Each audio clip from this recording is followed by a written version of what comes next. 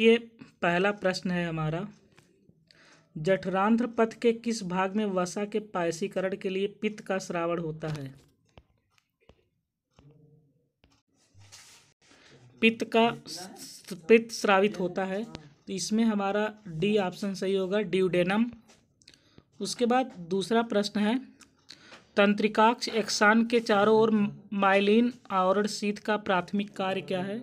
तो इसमें तंत्रिका आवेग संचालन की गति बढ़ाना, ये इसका आंसर होगा। उसके बाद प्रश्न संख्या 3 है हमारा, कौन सा अणु कोशिका के प्राथमिक ऊर्जा स्तर के रूप में जाना जाता है? तो एटीपी है। उसके बाद अगला प्रश्न है हमारा, चौथा प्रश्न है, डॉक्टर सुसलर की प्रणाली के अनुसार तीव्र सूजन शोथ के उपचार के लिए मुख्य रूप से किस ऊतक लवण का संकेत के रूप में दिया जाता है? तो फेरम फास्फोरिकम जो होता है वो दिया जाता है। अगला प्रश्न है हमारा, कौन सा ऊतक लवण साल्ट पारंपरिक रूप से संयोजी ऊतकों की इलास्टिसिटी लोच का समर्थन करने के लिए उपयोग किया जाता है? तो इसमें जो ऑप्शन होगा हमारा, देखिए इसमें कई ऑप्शन हैं, इसमें ऑप्शन हमारा होगा नाइट्रम सल्फ्यूरिकम। नाइट्रम सल्फ्यूरिकम जो होगा ये क्या होगा, सही होगा। इसमें बी ऑप्शन जो है इसमें क्या होगा, ये सही होगा। इसमें जो सही होगा नाइट्रम सल्फ्यूरिकम सही होगा। उसके बाद छठवां प्रश्न है, अग्नाशय में कौन सी कोशिकाएं रक्त शर्करा के स्तर को नियंत्रित करने के लिए ग्लूकेगॉन हार्मोन्स का स्रावन करती हैं? तो अल्फा कोशिकाएं जो होती हैं ये ग्लूकेगॉन हार्मोन्स का स्रावण करती हैं। तो अगला पूछा, एड्रिनल ग्रंथियां कहाँ स्थित होती हैं? तो गुर्दों के ऊपर एड्रिनल ग्रंथियां क्या होती हैं, स्थित होती हैं। ठीक है। उसके बाद अगला प्रश्न है, निम्नलिखित में से कौन सा हेयरिंग के रूप में क्योर के लिए होता है? तो इसमें हमको लगता है ऊपर से नीचे की ओर, थोड़ा इसमें सस्पेंस है। अगला प्रश्न है, प्राथमिक चरण के संक्रमण में फेरम फास्फोरिकम की क्या भूमिका है? तो बुखार और सूजन के लिए इसका उपयोग किया जाता है। डी ऑप्शन इसमें सही है। डॉक्टर सुसलर की चिकित्सा प्रणाली किस पर आधारित थी? तो बायोकेमिक चिकित्सा पद्धति पर क्या थी, आधारित थी। उसके बाद अगला प्रश्न है हमारा, निम्नलिखित में से कौन सा होम्योपैथी के मूल सिद्धांतों में से एक है? इसमें अधिकतम का नियम इसमें होगा, इसमें नहीं पूछा है, तो यही हमको लगता है यही इसमें सही होगा। अगला प्रश्न है, ये बहुत देखिए होम्योपैथी के जनक, तो इसमें सैमुअल हैनीमैन है।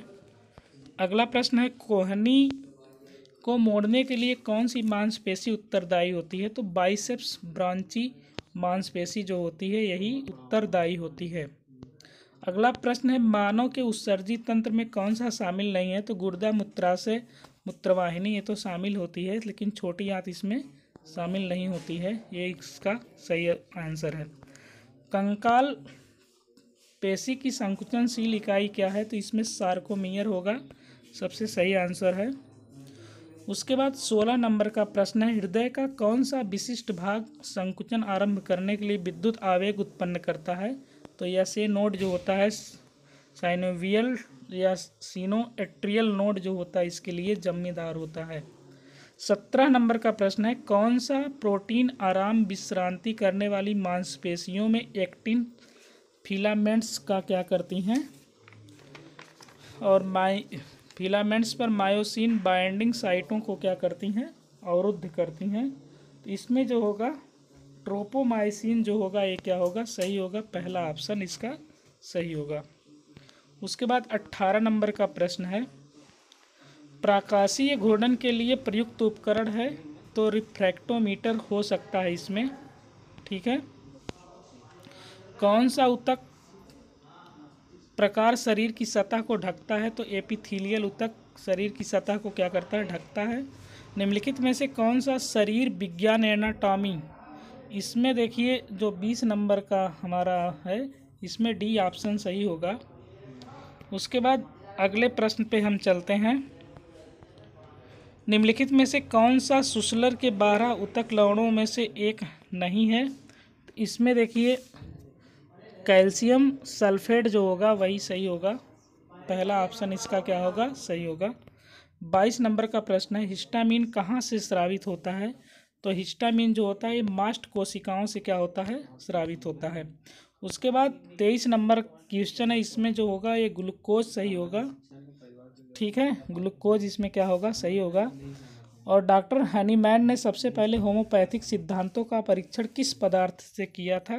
तो इसमें देखिए आर्सेनिक होगा या ब्लेडोना, ये दोनों में सस्पेंस है थोड़ा।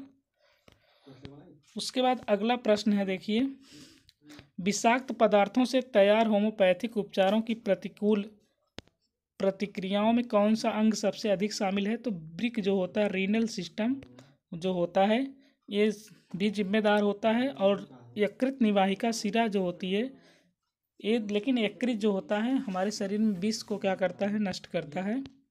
अगला है एसिड फास्ट स्टैनिंग का उपयोग किसके लिए किया जाता है?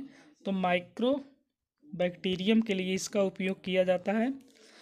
तो डायबिटिक फुटज या मधुमेहज उत्पाद किसका उदाहरण है? तो इनमें से कोई नहीं, ई ऑप्शन इसमें क्या होगा, सही होगा, लेकिन इसमें सब लोग अधिकतर गलती किए हैं। उसके बाद अगला है कौन सा शब्द मध्य कान सूजन और लालिमा जो होता है इसमें ओटिस मीडिया या मध्य कर्ण शोथ जो होगा वो सही होगा। उसके बाद 29 नंबर का है तीव्र आर्सेनिक का लक्षण जो होता है इसमें हैजा जो होगा वो सही होगा। अगला है 30 नंबर का प्रश्न है, 30 नंबर का प्रश्न जो हमारा है इसमें हम लोग देखते हैं, इसमें जो होगा नक्स ओमिका जो है ये सही होगा। फिर उसके बाद 31 नंबर का प्रश्न है जो चेरी लाल रक्त, इसमें जो होगा चेरी लाल रक्त में इसमें कार्बन मोनोऑक्साइड क्या होगा, सही होगा। फिर उसके बाद 32 नंबर का प्रश्न है होम्योपैथिक औषधि रेमडीज तैयार करने का निम्नलिखित में से कौन सा मुख्य सिद्धांत है? इसमें देखिए हमारा डी ऑप्शन जो है सही है, सीरियल तनुकरण डाइल्यूशंस पोटेंटाइजेशन यही सही होगा। अगला प्रश्न है पौधों के स्रोतों से होम्योपैथिक दवाइयाँ तैयार करने के लिए किस रासायनिक उपकरण का उपयोग किया जाता है? तो संप्रेषण का प्रयोग किया जाता है। धतूरा विषाक्तता की विशेषता क्या है? इसमें पुतलियाँ हमारी क्या हो जाती हैं, फैल जाती हैं, बी ऑप्शन इसका क्या है, सही है। फिर उसके बाद 28 नंबर का प्रश्न है हमारा कौन सा मध्य कान के शोथ सूजन और लालिमा के लिए इसमें होता है? इसमें ओटिस मीडिया या मध्य कर्ण होता है। उसके बाद पौधों के स्रोतों से होम्योपैथिक दवाइयाँ तैयार करने के लिए किस रासायनिक का उपयोग किया जाता है? इसको आपको बता दिए हैं। उसके बाद अगले प्रश्न में चलते हैं जनसांख्यिकी चक्र के किस अवस्था में उच्च जन्म और उच्च मृत्यु दरें होती हैं? तो इसमें हमारा बी ऑप्शन क्या होगा, सही होगा, विलंबित विस्तार। उसके बाद निम्नलिखित में से कौन सा अस्थायी गर्भ निरोधक तरीका है? देखिए कंडोम, मौखिक या कॉपर टी ये अस्थायी है, लेकिन ट्यूबिकोटॉमी जो होता है महिलाओं में होता है ये क्या होता है, अस्थायी गर्भ निरोधक का तरीका है। प्रतिरक्षण कार्यक्रमों में कोल्ड चेन शब्द का अर्थ है टीके की क्षमता को मतलब बनाए रखने के लिए इसका हम क्या करते हैं, उपयोग करते हैं। उसके बाद देखिए 38 नंबर का प्रश्न है दूषित जल के माध्यम से, इसमें देखिए साल्मोनेला टाइफी होगा। उसके बाद शेड्यूल C1 औषधियों की खुदरा बिक्री के लिए आवेदन हेतु फॉर्म नंबर जो होता है इसमें 21 ऑप्शन सही होगा, मतलब बी ऑप्शन सही होगा। कौन सा शब्द कीटों द्वारा प्रसारित ट्रांसमिटेड रोगों के लिए उपयोगी है? इसमें देखिए डी सही है, वाहक वेक्टर जनित रोग। अगला है निम्नलिखित में से कौन सी इन्वेंट्री नहीं है? तो इसमें ई ऑप्शन सही होगा, उपयुक्त में से कोई नहीं। उसके बाद 42 नंबर का प्रश्न है निम्नलिखित में से कौन सा होम्योपैथी टैबलेट्स तैयार करने के लिए उपयोग किया जाता है? तो जो लैक्टोज होता है इसका उपयोग हम टैबलेट तैयार करने के लिए करते हैं। सेंटीसिमल इसके लिए थोड़ा देखिए सस्पेंस है, लेकिन हमको लगता है डी ऑप्शन इसमें क्या होगा, सही होगा, 1 भाग औषधि 99 भाग वाहक में, यही सही होगा। फिर उसके बाद देखिए 44 नंबर का प्रश्न है, 44 नंबर का प्रश्न है, इसमें बी ऑप्शन हमको लगता है सही होगा, थोड़ा सस्पेंस है लेकिन बी लग रहा है। अगला प्रश्न है 45 नंबर का फार्मेसी में आसुत जल या डिस्टिल वाटर, इसमें भाप आसवन स्टीम डिस्टिलेशन सही होगा। होम्योपैथिक दवा की क्षमता निम्नलिखित में से किसके संदर्भ में व्यक्त की जाती है? तो इसमें डी ऑप्शन सही होगा, दशमलव स्केल या सेंटीसिमल स्केल। फिर 47 नंबर है, होम्योपैथिक बाह्य अनुप्रयोग के लिए सामान्य आधार के संबंध में निम्नलिखित में क्या है। इसमें पहला, दूसरा और तीसरा क्या है, सही ऑप्शन है। अगला प्रश्न है, निम्नलिखित में से कौन सा होम्योपैथिक टैबलेट्स तैयार करने के लिए, तो हम हो गया है। चलिए अगले प्रश्न पे चलते हैं। होम्योपैथिक बाह्य अनुप्रयोग के लिए सामान्य आधार क्या है। इसमें पहला, दूसरा और तीसरा क्या है, सही है। निम्नलिखित में से कौन सा यौन संचारित रोग है जो सिफिलिस या उपदंश यौन संचारित रोग है।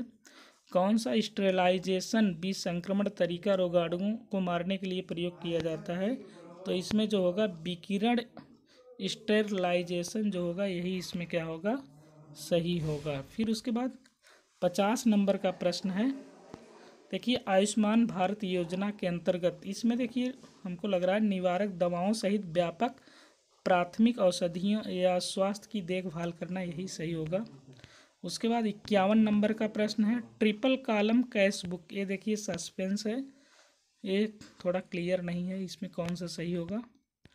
उसके बाद 52 नंबर का प्रश्न है, निम्नलिखित में से कौन सा अधिनियम भारत में सामुदायिक फार्मेसी के संचालन को नियंत्रित करता है। इसमें हमको लगता है बी सही होगा, इंडियन मेडिकल काउंसिल अधिनियम। उसके बाद 53 नंबर क्या है, 53 नंबर का जो हमारा प्रश्न है, आल्मा आता घोषणा के अनुसार निम्नलिखित में से कौन सा प्राथमिक स्वास्थ्य देखभाल का घटक नहीं है। इसमें बी हमको लगता है सही होगा भाई, बी ऑप्शन। उसके बाद अगला है, सामुदायिक फार्मेसी में फार्माकोविजिलेंस का अर्थ है निःशुल्क स्वास्थ्य शिविर आयोजित करना, यही इसमें क्या होगा, सही होगा। उसके बाद 53 नंबर का हमारा प्रश्न है, 53 नंबर का प्रश्न है, 54 नंबर का, ग्रामीण स्वास्थ्य शिक्षा कार्यक्रमों में आशा कार्यकर्ताओं की भूमिका क्या है। तो बुनियादी स्वास्थ्य शिक्षा प्रदान करना और समुदायों को स्वास्थ्य सेवाओं से जोड़ना, यही इसमें क्या होगा, सही होगा। उसके बाद अगला प्रश्न है हमारा, एक आदर्श फार्मेसी हार्बेरियम का प्राथमिक क्या होता है। तो पौधों के नमूनों के संरक्षित करना, यही इसका क्या होगा, कार्य होगा। औषधियों के निर्माण के लिए कौन सा उपकरण उपयोग किया जाता है होम्योपैथ में। तो ओखली और मूसल का प्रयोग किया जाता है। उसके बाद एक और शाही माप को मीट्रिक प्रणाली में, इसमें देखिए जो होगा पहला 28.35 ग्राम, इसमें क्या होगा, सही होगा। उसके बाद कौन सी होम्योपैथिक औषधि रेमडी आमतौर पर एकोनिटकम्स नेप्लेस पौधे से तैयार की जाती है। तो इसमें एकोनाइट होगा, यही जो होगा, सही होगा। देखिए उसके बाद अगला प्रश्न है 60 नंबर का प्रश्न है, बाहरी अनुप्रयोगों में सबसे अधिक उपयोग किए जाने वाला माध्यम क्या है। 60 नंबर में देखिए इसमें अल्कोहल और जल में कन्फ्यूजन है, इसको आगे हम लोग देख लेंगे। उसके बाद 61 नंबर का प्रश्न है, इसमें जो होगा निम्नलिखित में से कौन सा प्राथमिक आधिकारिक दस्तावेज जो भारत के मानकीकरण को नियंत्रित करता है। इसमें या तो ईपी होगा या एचपीआई, यही दोनों में से क्या है, थोड़ा कन्फ्यूजन है। इसका आंसर आगे वीडियो हम देखेंगे। निम्नलिखित में से कौन सा पदार्थ होम्योपैथी में औषधि रेमडी के रूप में जाना जाता है। तो इसमें देखिए जो 62 नंबर का आंसर होगा, इसमें हाइड्रोजन परऑक्साइड होगा, यही सही है इसमें। उसके बाद देखिए 63 नंबर में मानव कान का कौन सा भाग संतुलन और इक्विलिब्रियम बनाए रखने के लिए उत्तरदायी है। तो इसमें कॉल किया, यही इसमें सही होगा। मानव गुर्दे में नेफ्रॉन का प्राथमिक कार्य जो होता है रक्त में अपशिष्ट पदार्थों का निस्यंदन करना। 65 नंबर का ऊतक को किस प्रकार परिभाषित किया जाता है। तो इसमें डी ऑप्शन सही है, समान कार्य करने वाले समूह के कोशिकाओं के समूह को ऊतक कहते हैं। इसमें देखिए एल्गोरिज्म वाला जो है, ये डी वाला ऑप्शन इसमें क्या है, सही है। अगले प्रश्न में हम लोग देखेंगे 65 में, प्रथम कंप्यूटर वायरस को कीपर कहते हैं, यही इसमें सही है, keeper. ALU arithmetic logic unit गणना एवं तर्क की क्रियाएँ करता है। उसके बाद हम लोग आते हैं 70 नंबर में, कैश मेमोरी के बारे में निम्नलिखित में कौन सा सही है? तो इसमें पहला और दूसरा ऑप्शन जो है होगा यही सही होगा। अगला है फायरवॉल बॉक्स। इसमें देखिए जो ऑप्शन सही होगा हमारा फायरवॉल बॉक्स में ये डी वाला दूसरा और चौथा जो है सही होगा। फिर देखिए अगले प्रश्न पे हम चलते हैं। NTFS की तुलना में फाइल सिस्टम की सबसे अधिक विशेषता है, जो 72 नंबर का हमारा प्रश्न है। इसमें हम देखते हैं इसका उत्तर क्या है। इसमें पुराने सिस्टम के साथ बेहतर अनुकूलता, जो ऑप्शन है यही क्या होगा सही होगा। फिर अगला प्रश्न है MS वर्ड में फास्ट डायलिंग बॉक्स का शॉर्टकट क्या है? तो इसमें इनमें से कोई नहीं, उपयुक्त में से कोई नहीं ऑप्शन सही होगा। फिर उसके बाद एंड्राइव्स ऐप बनाने के लिए किसका प्रयोग किया जाता है? तो कोटलिन का क्या किया जाता है प्रयोग किया जाता है एंड्राइव्स ऐप बनाने के लिए। उसके बाद देखिए 75 नंबर का प्रश्न है हमारा। DNS में निम्नलिखित में से कौन सा कथन सत्य है? तो इसमें बी DNS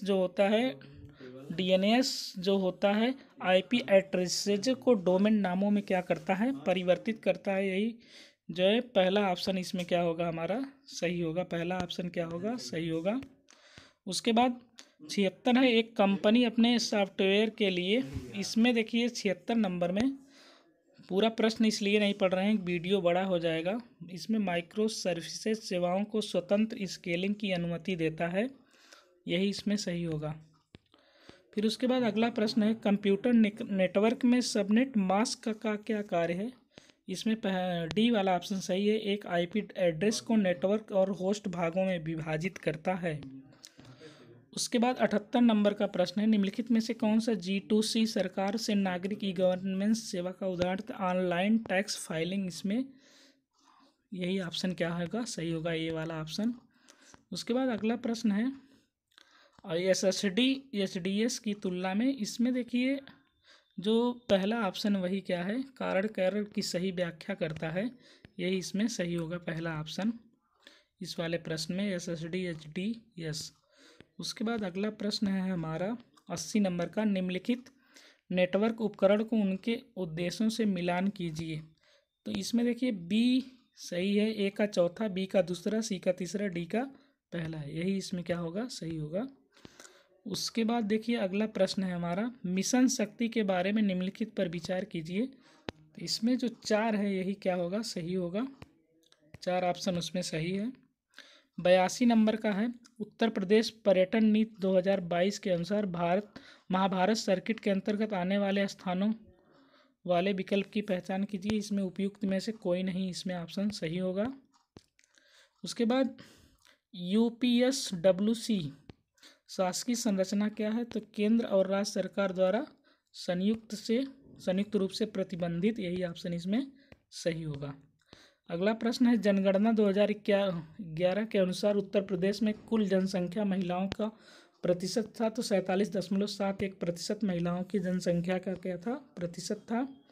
उसके बाद बनारस घराने के प्रसिद्ध ठुमरी टप्पा गायिका थी, तो रसूलन बाई थी, इसमें B ऑप्शन सही है।